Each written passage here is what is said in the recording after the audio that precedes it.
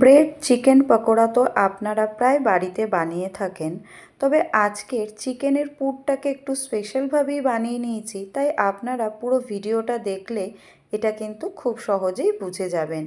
কড়াইতে সাদা তেল গরম করে নিয়ে তার মধ্যে পেঁয়াজ কুচি, কাঁচা লঙ্কা কুচি আর রসুন কুচি দিয়ে হালকা একটু নাড়াচাড়া করে নিয়ে বোনলেস চিকেন দিয়ে দিলাম। চিকেনগুলোকেও দেখুন একদম ছোট ছোট করে আমি টুকরো করে নিয়েছি, যাতে খুব ইজিভাবে এটা নরম হয়ে যায়। এবারে এর মধ্যে কিছু ভেজিটেবল অ্যাড করছি, বাঁধাকপি, গাজর আর ক্যাপসিকাম। এগুলোকেও খুব পাতলা করে আমি টুকরো করে নিয়েছি, যাতে খুব তাড়াতাড়ি নরম হয়ে যায়। এবারে দিয়ে দিলাম পরিমাণ মতন লবণ। লবণ দিয়ে অন্তত পক্ষে 1 মিনিট এটাকে ভেজে নিলেই যথেষ্ট। দেখেই বুঝতে পারছেন এটা কিন্তু অনেকটাই নরম হয়ে গেছে। এই সময় দিয়ে দিলাম 2 চামচ টমেটো কেচাপ আর 1 চামচ সয়া সস। এবারে এটাকে 2 মিনিট ভালো করে কুক করে নেব লো ফ্লেমে। অবশ্যই রান্নাটা কিন্তু লো ফ্লেমে করবেন। এখানে দেখুন পুরটা আমার একদম তৈরি হয়ে গেছে। গ্যাসের ফ্লেম বন্ধ করে দিয়ে এটাকে প্লেটে তুলে নিয়েছি।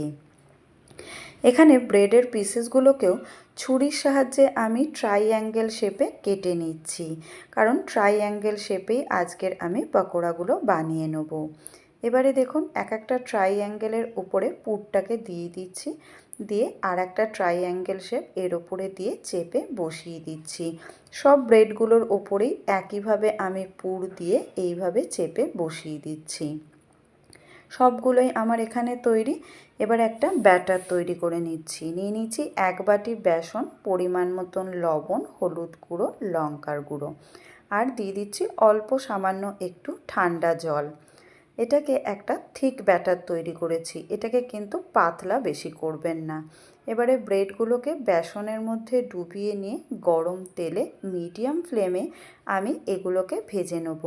অবশ্যই ফ্লেমটাকে মিডিয়াম রাখবেন, হাই করবেন না।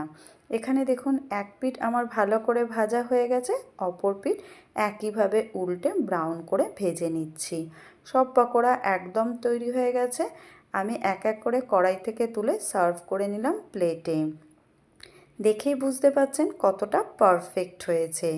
আমি সার্ভ করেছি এটা টমেটো কেচাপের সাথে। রেসিপিটা কেমন লেগেছে আমাকে কমেন্টে অবশ্যই জানাবেন।